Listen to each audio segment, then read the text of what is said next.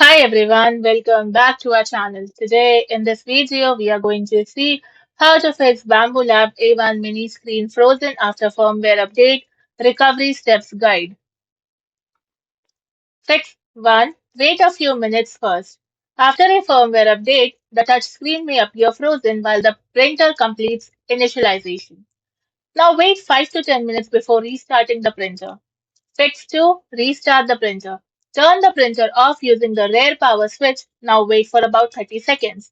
Then turn it back on and allow it to boot completely, as this resolves many temporary firmware related display freezes. Fix 3. Remove and check the micro SD card. Power off the printer, then remove the micro SD card and inspect it for errors. And if the card is damaged or causing boot issues, replace it with a quality micro SD card and restart the printer.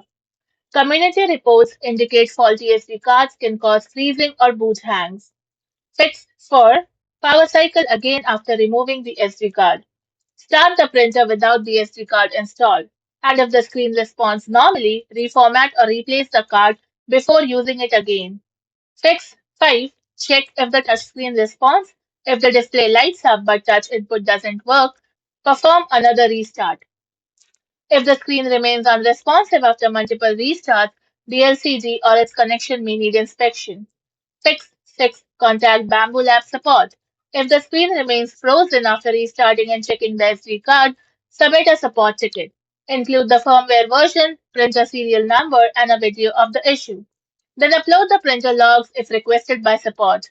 Thanks for watching, and for more such informative videos, do like, share, and subscribe to our channel.